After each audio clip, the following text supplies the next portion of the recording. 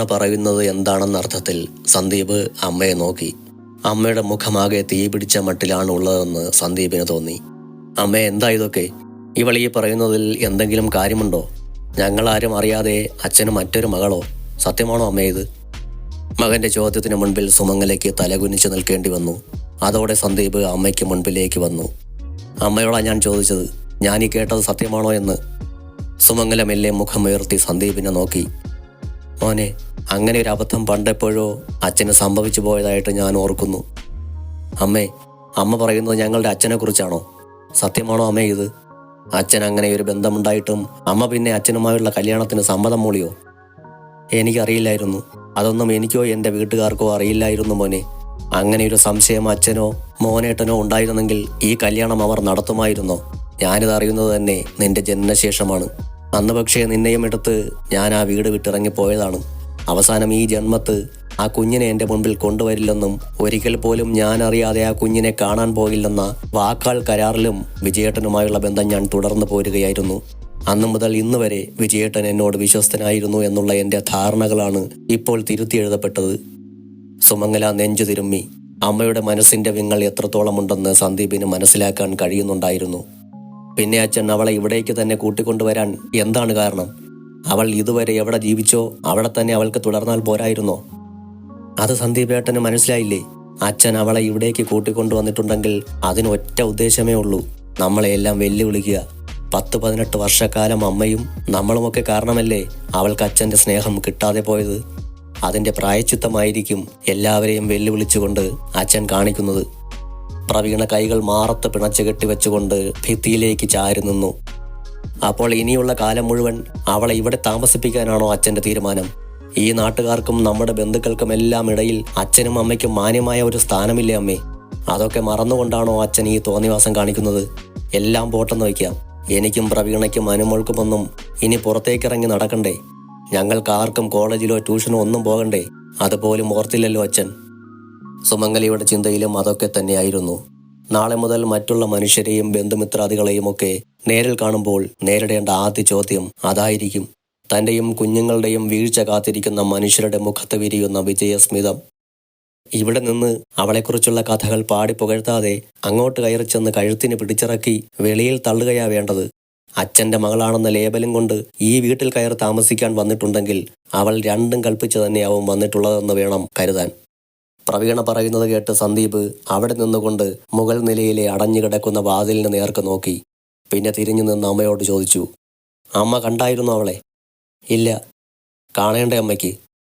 കണ്ടാ മാത്രം പോരാ, എനിക്കവളോട് ചോദിക്കാനുണ്ട്. എൻ്റെ കെട്ടുതാലി അറുത്തെടുത്ത് അവളുടെ അമ്മയുടെ കഴുത്തിലിട്ട് കൊടുക്കാനാണോ ഇപ്പോഴിവിടേക്ക് വന്നതെന്ന്. അതിനുള്ള മറുപടി എനിക്കവൾ തരണം. സുമംഗല പല്ലുകൾ ഞെരിച്ചു. മേശപ്പുറത്തിരുന്ന് നവമിയുടെ മൊബൈൽ ഫോൺ ബെല്ലടിക്കുന്നത് കേട്ട് അനുറാണി വന്ന് ഫോൺ എടുത്തു നോക്കി. അതിൽ രത്നമ്മ ടീച്ചർ കോളിംഗ് എന്ന് കണ്ടതോടെ ഫോൺ അവൾ നവമിക്ക് നേരെ നീട്ടി. ആരാ? എന്നെ വിളിക്കാൻ ആരുമില്ലല്ലോ. നവമി കിടക്കയിൽ എഴുന്നേറ്റിരുന്നു കൊണ്ട് പറഞ്ഞു. ഒരു രത്നമ്മ ടീച്ചർ, അനുറാണി പറഞ്ഞു. ടീച്ചറാണോ? നവമി ഫോൺ വാങ്ങി കോൾ അറ്റൻഡ് ചെയ്തു. ടീച്ചറെ, അവൾ വിളിച്ചു. ഞാനിപ്പോൾ ഓർത്തതേയുള്ളൂ എന്നെ ഒന്ന് വിളിച്ചില്ലല്ലോ എന്ന്. നിനക്ക് ഇങ്ങോട്ട് വിളിക്കാൻ വയ്യായിരുന്നോടി? ഞാൻ കരുതി ടീച്ചർ ചെന്നൈക്ക് തിരിച്ചിട്ടുണ്ടാവുമെന്ന്. ടീച്ചർ ചെന്നൈക്ക് പോവുകയാണെങ്കിൽ ഇപ്പോൾ ട്രെയിനിലായിരിക്കുമല്ലോ എന്ന് ഞാൻ കരുതി. ഞാൻ പോകും മുമ്പ് നിന്നെ വിളിച്ച് പറയാതിരിക്കുമോടി? അതിരിക്കട്ടെ, നിനക്ക് സന്തോഷമാണോ അവിടെ? എല്ലാവരും എങ്ങനെ? നിന്നോട് സ്നേഹമാണോ? സ്നേഹമാണോ എന്ന് ചോദിച്ചാൽ അനുമോൾക്ക് എന്നോട് ഭയങ്കര സ്നേഹമാ. പിന്നെ അച്ഛന് കുറച്ച് ഗൗരവമൊക്കെ ഉണ്ടെന്നേ ഉള്ളൂ. അച്ഛൻ പക്ഷേ പാവമാ ടീച്ചറെ. ബാക്കിയുള്ളവരുമായിട്ടൊന്നും അടുക്കാൻ പറ്റിയിട്ടില്ല. സാരമില്ലടി, നീ അങ്ങോട്ട് ചെന്നതല്ലേ ഉള്ളൂ. അനുമോൾക്ക് നിന്നോടുള്ള സ്നേഹം പോലെ എല്ലാവരും ഇടപെടണമെന്നില്ല. പതുക്കെ അവരുടെ എല്ലാ മനോഭാവം മാറിക്കോളും. അവരൊക്കെ നിന്നോട് ഇഷ്ടപ്പെടാത്ത രീതിയിൽ പെരുമാറിയാലും നീ അതൊക്കെ കണ്ടില്ല കേട്ടില്ല എന്ന് നടിച്ചേക്കണം. ആരെയും ശത്രുപക്ഷത്തൊന്നും കാണരുത് നീ. അവരങ്ങനെ നിന്നോട് കാണിച്ചാൽ പോലും നീ അത് ഗൗനിക്കാൻ നിൽക്കരുത്. ഇതൊന്നും നിന്നോട് ഞാൻ പറഞ്ഞു തരേണ്ട കാര്യമില്ലെന്ന് എനിക്കറിയാം. എന്നാലും പറഞ്ഞു പോയതാ കേട്ടോ. എനിക്ക് മനസ്സിലാവുന്നുണ്ട് ടീച്ചറെ. ശരിയടി, രാവിലെ ഞാൻ പോകും മുമ്പ് ചിലപ്പോൾ എനിക്ക് നിന്നെ വിളിക്കാൻ പറ്റിയെന്ന് വരില്ല. ഞാൻ ചെന്നൈയിൽ എത്തിയാലുടൻ വിളിക്കാം കേട്ടോ. അജയേട്ടനെ ഞാൻ തിരക്കിയതായി പറയണേ ടീച്ചറെ. അവനാ നാളെ രാവിലെ എന്നെ റെയിൽവേ സ്റ്റേഷനിൽ കൊണ്ടുവിടാൻ പോകുന്നത്. ഞാൻ പറഞ്ഞോളാം അവനോട്. അവനെ നീ ഇടയ്ക്കിടയ്ക്ക് വിളിക്കണം കേട്ടോ. എന്തെങ്കിലും ആവശ്യം വന്നാൽ അവനോട് പറയാൻ മടിക്കരുത്. നവമി അതിന് മറുപടി പറയും മുമ്പേ വാതിലിൽ ആരോ തട്ടുന്ന ഒച്ച കേട്ടു. ആരോ പുറത്തു വന്ന് വിളിക്കുന്നുണ്ട് ടീച്ചറെ. ആരാണെന്ന് നോക്കട്ടെ ഞാൻ, നവമി പറഞ്ഞു. ശരി, ഞാൻ വിളിക്കാം കേട്ടോ. രത്നമ്മ ടീച്ചർ കോൾ കട്ട് ചെയ്തു. അനുറാണിയാണ് ചെന്ന് വാതിൽ തുറന്നത്. മുൻപിൽ സന്ദീപ് നിൽക്കുന്നത് കണ്ട് അവൾ അമ്പരന്ന് പോയി. സന്ദീപിന് തൊട്ട് പിന്നിലായി അമ്മ നിൽപ്പുണ്ട്. അതിന് പിന്നിൽ മുഖത്തൊരു നിന്ദാഹാസവുമായി പ്രവീണയെയും അവൾ കണ്ടു. നിനക്ക് പഠിക്കാനൊന്നുമില്ലേടി? നീ എന്തിനാ ഇവിടെ വന്നിരിക്കുന്നത്? അവൾ വാതിൽ തുറന്നിട്ടും അവിടെ നിന്ന് മാറാതെ നിൽക്കുന്നത് കണ്ട് സന്ദീപ് തിരക്കി. ഞാൻ പഠിച്ചുകൊണ്ടിരുന്നതാണല്ലോ. അച്ഛൻ പറഞ്ഞിട്ടാ പോയത് ഞാൻ ഇനി മുതൽ ചേച്ചിയുടെ റൂമിലിരുന്ന് പഠിച്ചാൽ മതിയെന്ന്. ചേച്ചിയോ? ഏത് ചേച്ചി? ഞങ്ങളറിയാത്ത വേറെ ഏത് ചേച്ചിയാടി നിനക്കിവിടെയുള്ളത്? സന്ദീപ് ദേഷ്യത്തോടെ ചോദിച്ചു. നവമി ചേച്ചി ദാ നിൽക്കുന്നു. അനുറാണി മുഖം കൊണ്ട് നവമിയെ ആംഗ്യത്തിലൂടെ കാട്ടിക്കൊടുത്തു. അവിടെ ഒരു നവമി ചേച്ചി. ഇന്നലെ വരെ ഏതോ തെരുവിൽ കഴിഞ്ഞ ഒരുത്തിയെ ചേച്ചി എന്ന് വിളിക്കാൻ നിനക്ക് നാണമില്ലേ അനുമോളെ? വിളിക്കുക മാത്രമാണോ? അവൾക്ക് വന്ന് കാവലിരിക്കുന്നതും കണ്ടില്ലേ? പ്രവീണ പറഞ്ഞു. നീ വാതിൽക്കൽ നിന്ന് മാറി നിൽക്കനുമോളെ. ഞങ്ങൾക്കകത്തേക്ക് കയറണം. ഇവിടെ ഒരു പുതിയ അതിഥി വന്നിട്ടുണ്ടെന്ന് ജഗദമ്മ ചേച്ചി പറഞ്ഞല്ലോ. അവൾ ആരാണെന്ന് ഞങ്ങളും കൂടെ ഒന്ന് കാണട്ടെ. സന്ദീപ് മുൻപോട്ട് വന്ന് അവളുടെ തൊട്ടരികിൽ നിന്നെങ്കിലും അനുറാണി അവിടെ നിന്ന് മാറിയില്ല. അച്ഛൻ വരട്ടെ, എന്നിട്ട് കയറാം എല്ലാവർക്കും ഉള്ളിലേക്ക്. അച്ഛൻ പറഞ്ഞിട്ടാ പോയത്. അച്ഛൻ വന്ന ശേഷം അച്ഛൻ തന്നെ നവമി ചേച്ചി എല്ലാവർക്കും മുൻപിൽ കൊണ്ടുവന്ന് പരിചയപ്പെടുത്തി തരാമെന്ന്. അച്ഛൻ അങ്ങനെ പലതും പറയും. അതെല്ലാം ഞങ്ങൾ അനുസരിക്കണമെന്നില്ലല്ലോ. നീ തൽക്കാലം ഒന്ന് മാറി നിൽക്ക്. അമ്മയ്ക്കും എനിക്കുമൊക്കെ അവളെ ഒന്ന് കാണണം. സന്ദീപ് അത്രയൊക്കെ പറഞ്ഞിട്ടും അവൾ മാറി നിൽക്കാൻ തയ്യാറാവാതിരുന്നതോടെ അവൻ വാതിലിൽ പിടിച്ചിരുന്ന അവളുടെ കൈ ബലമായി പിടിച്ചു മാറ്റി. താൻ എല്ലാവർക്കും മുൻപിൽ തോറ്റുപോയതിൻ്റെ ജാള്യം കൊണ്ട് അനുറാണിക്ക് സങ്കടം വന്നു. സന്ദീപിന് പിന്നാലെ സുമംഗലയും പ്രവീണയും മുറിക്കുള്ളിലേക്ക് കയറി. സുമംഗല പകയിരിയുന്ന കണ്ണുകൾ കൊണ്ട് തന്നെ നോക്കുന്നത് കണ്ടതോടെ നവമി അവർക്ക് മുന്നിൽ മുഖം കുനിച്ചു നിന്നു. നവമിയുടെ കയ്യിൽ ഫോണിരിക്കുന്നത് കണ്ട് സന്ദീപ് അവളെ പുച്ഛത്തോടെ നോക്കി. വന്ന് കയറിയ ഉടൻ തുടങ്ങിയല്ലോടി ഫോൺ വിളി. ആരെയാടി നിനക്ക് ഇത്രയും വിളിച്ചിട്ടും കൊതി തീരാത്തത്? അത്രയും പറഞ്ഞിട്ട് അവൻ തിരിഞ്ഞ് അമ്മയെ നോക്കി. ഇവളെയൊക്കെ സൂക്ഷിച്ചോണേ അമ്മേ. ആരെങ്കിലും എന്തെങ്കിലും പറഞ്ഞു കൊടുത്തത് വിശ്വസിച്ചിട്ട് അച്ഛൻ കൊണ്ടുവന്ന് നിർത്തിയതാണെന്നൊക്കെ വെറുതെ പറയാനേ പറ്റൂ. ഏതാ ഇനമെന്നും തരമെന്നും ആര് കണ്ടു? ഫോണിൽ വിളിച്ച് രാത്രിയിൽ വല്ലവനെയുമൊക്കെ വാതിൽ തുറന്നു കൊടുത്ത് വീട്ടിനുള്ളിൽ വിളിച്ചു കയറ്റി എല്ലാം കൂടി കടത്തിക്കൊണ്ടു പോകുന്ന സൈസല്ല എന്ന് പറയാൻ പറ്റുകയില്ല. കണ്ടില്ലേ മുഖം കുനിച്ചുള്ള അവളുടെ നിൽപ്പ്?